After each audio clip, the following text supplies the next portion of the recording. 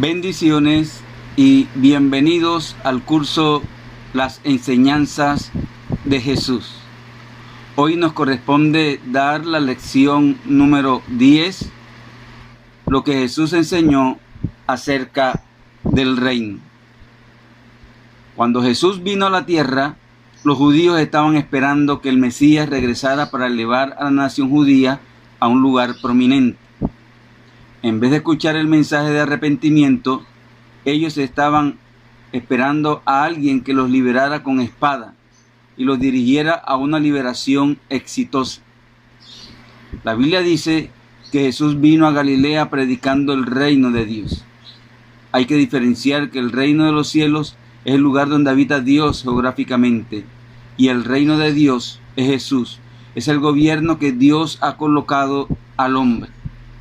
El reino de Dios tiene principios que rigen el gobierno de Dios y los estudiaremos en esta lección. El primer principio es el principio de autoridad. Juan 19, versículos 10 al 11. Y dice: entonces le dijo Pilato: ¿a mí no me hablas? ¿No sabes que tengo autoridad para crucificarte y que tengo autoridad para soltarte? Respondió Jesús: ninguna autoridad tendrías contra mí si no te fuese dada desde arriba. Por tanto, el que a ti me ha entregado, mayor pecado tiene. La autoridad en el pueblo de Dios es delegada por Dios, sino que toda autoridad que ejerce, aunque fuera usurpada, es permitida por Dios y está bajo el control de Dios para sus propósitos, y nada escapa de su ley. Un ejemplo son los países con dictadores.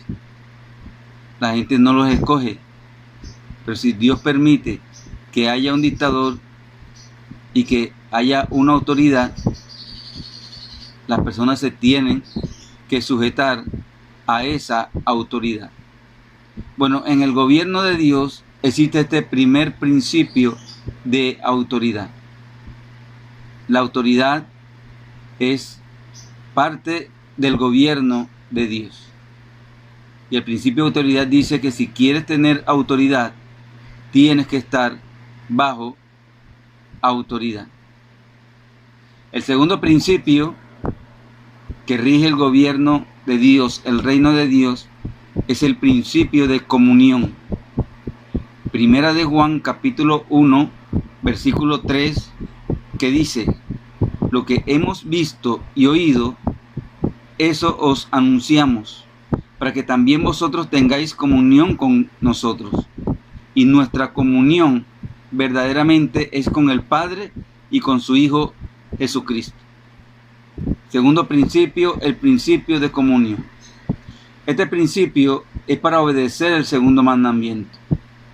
Si estoy en comunión con Dios, entonces amo a mi hermano y a mi prójimo.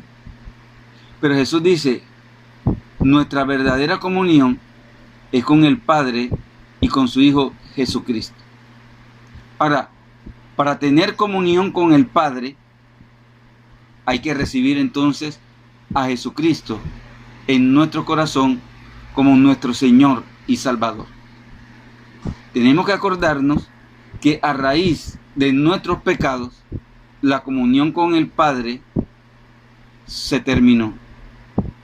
Pero para eso vino Jesús, para reconciliarnos con nuestro Padre. Es por eso que existe este segundo principio en el reino de Dios, el principio de comunión. Si tienes comunión con el Padre, tienes comunión entonces con tu hermano y con tu prójimo. El tercer principio es el principio de santidad. Primera de Pedro 1, 14 y 15 dice: como hijos obedientes, no os conforméis a los deseos que antes teníais estando en vuestra ignorancia, sino como aquel que os llamó es santo, sed también vosotros santos en toda vuestra manera de vivir. Este principio lo que nos quiere decir es que tenemos que vivir nuestra vida en santidad porque Dios es santo.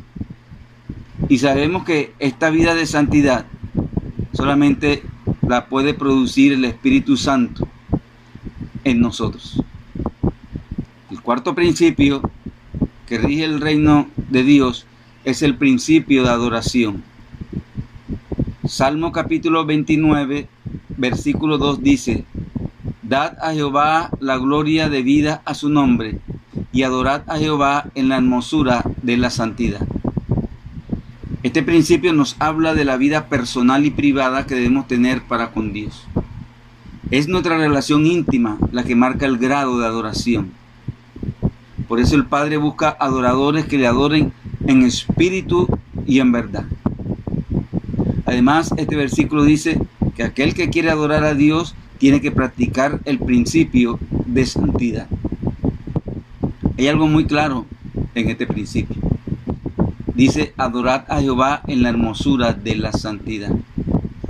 Solamente podemos adorar a Dios si estamos practicando el principio de santidad. Para que nuestra adoración llegue a Dios, tiene que ir bajo la hermosura de la santidad. Ahora, el grado de adoración en nosotros lo va marcando nuestra relación íntima. O sea que en la medida en que nosotros tenemos una relación íntima con Dios, en la medida en que nosotros sacamos un tiempo a solas con Dios y conversar con Él, el grado de adoración va creciendo. El quinto principio es el principio de unidad. Primera de Corintios capítulo 12, versículo 12 dice: porque así como el cuerpo es uno y tiene muchos miembros, pero todos los miembros del cuerpo, siendo muchos, son un solo cuerpo, así también Cristo. Este principio nos habla de que somos una iglesia. Jesús edificó, murió y resucitó por un solo cuerpo, la iglesia del Señor. En la última oración que Jesús le hizo al Padre, Él le pidió: Padre, yo te pido por ellos que sean uno solo, así como tú y yo somos uno. O sea, Jesús tenía la misma visión del Padre, y era por eso que Él oraba, para seguir la voluntad del Padre. Entonces, nosotros, como miembros del cuerpo de Cristo, cuya cabeza es Cristo, nosotros tenemos que vivir en unidad. En nuestro cuerpo, la mano no hace lo que quiere. Es la cabeza la que da la orden y la mano se mueve. La cabeza de la iglesia es Cristo. Él es el que tiene la autoridad. Él es el que da la orden. Pero nosotros como iglesia, que formamos parte del cuerpo de Cristo, tenemos que estar en unidad con la cabeza. El sexto principio es el principio de paternidad. Juan capítulo 1, versículo 12 dice: mas a todos los que le recibieron, a los que creen en su nombre, les dio potestad de ser hechos hijos de Dios. Este principio nos habla de que en los cielos hay un Padre al cual le debemos respeto y sujeción. Jesús enseñó que todo lo que pedimos al Padre en su nombre, Él nos lo dará. Este principio de paternidad creo que es muy claro para nosotros, lo que hemos sido padres y lo que un día tuvimos un padre. El Padre tenía autoridad sobre nosotros. Nosotros le debíamos respeto y sujeción y cumplíamos la orden de nuestro Padre. Así también en el cielo hay un Padre que ha dejado leyes, que ha dejado un manual en la cual nosotros como iglesia tenemos que sujetarnos. Nos sujetamos cuando tenemos este principio de paternidad. Ahora, este principio de paternidad también, ¿qué nos quiere decir? De que nosotros no somos huérfanos, no estamos solos. Hay un Padre, tenemos un Padre que nos ama. El séptimo principio es el principio de fe. Hebreos capítulo 11, versículo 6 dice: pero sin fe es imposible agradar a Dios, porque es necesario que el que se acerca a Dios crea que le hay y que es galardonador de los que le buscan. Este principio nos habla de que en los cielos toda manifestación se da por fe. Hay que tener fe para salvación, hay que tener fe para recibir sanidad, hay que tener fe para salir de los problemas, hay que tener fe para creer en la palabra de Dios. Pero es necesario que el que quiere buscar a Dios se tiene que acercar es por medio del principio de la fe. Y que somos galardonadores de lo que le buscan. Dios es galardonador de los que le buscan. Octavo principio, el principio de dar. 2 Corintios capítulo 8, versículos 3 y 4 dice: pues doy testimonio de que con agrado han dado conforme a sus fuerzas y aún más allá de sus fuerzas, pidiéndonos con muchos ruegos que les concediésemos el privilegio de participar en este servicio para los santos. Este principio nos habla de que en las Escrituras nos revelan un pilar esencial sobre el cual se cimienta el principio en cuanto al dar. Este pilar manifiesta las actitudes, las condiciones del corazón, la disposición de vida y el reflejo de un espíritu acorde con los mandamientos que el Señor estableció en su palabra para nosotros. Este pilar es el pilar de la honra. O sea, cuando nosotros tenemos el principio de dar, es porque hay un pilar dentro de nosotros, que es la honra. Porque cuando damos a alguien algo, es porque lo estamos honrando. Ejemplo, en el día de su cumpleaños, en el día del padre, en el día de la madre, usted le da un regalo porque lo está honrando. Ese es el principio de dar. Para tener este principio de dar hay que tener el pilar de la honra, saber lo que es la honra. Y la palabra de Dios dice que Dios honra a aquellos que le honran. 1 Samuel 2:30. Ahora, en el versículo que leímos de Corintios, dice que ellos pedían el privilegio de participar. O sea, el principio de dar a alguien es un privilegio.